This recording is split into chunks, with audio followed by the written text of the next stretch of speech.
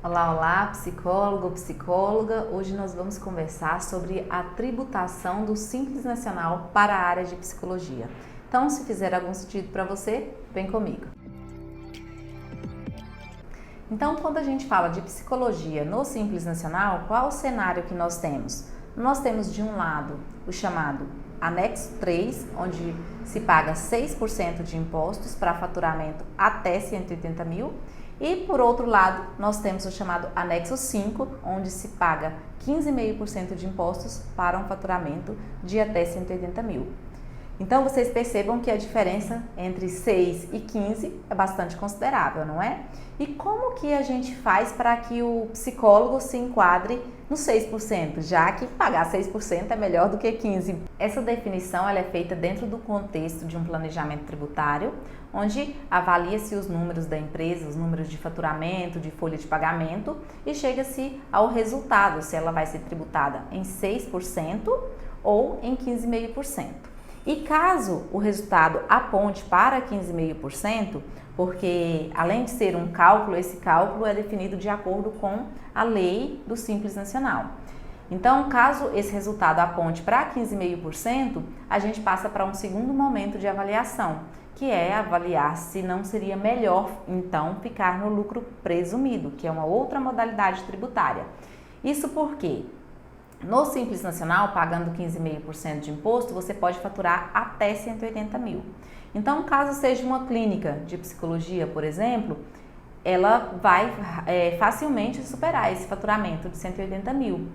E aí ela vai passar a pagar mais do que 15,5% ainda, enquanto que no lucro presumido independe de faturamento. Então, você sai desse regime unificado de impostos, que é o Simples Nacional.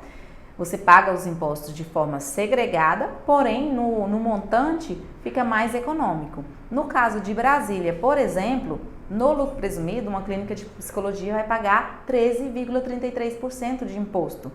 Ou seja, nesse cenário para Brasília, por exemplo, compensaria mais essa clínica ficar no lucro presumido do que no Simples Nacional com 15,5% de imposto.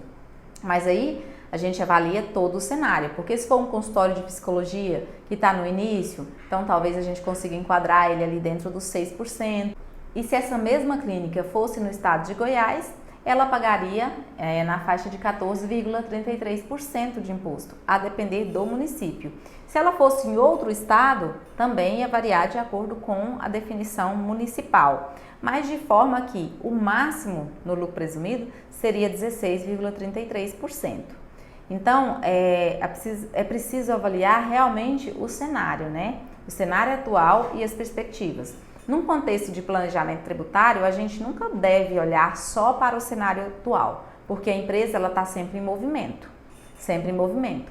Então, hoje ela fatura um valor, mês que vem ela já fatura outro valor. Então, tudo isso deve ser levado em consideração na hora de fazer essa definição tributária. E por fim, vou perguntar se você já se inscreveu aqui no nosso canal. Se não, se inscreve agora. Vou deixar aqui no card para vocês, nós temos uma playlist exclusiva para a área da psicologia, que tem muito conteúdo para vocês.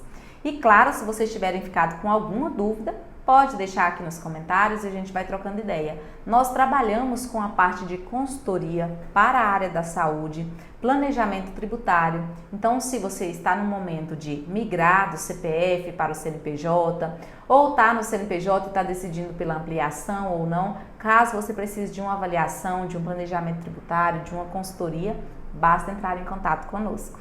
Um abraço e até o próximo vídeo.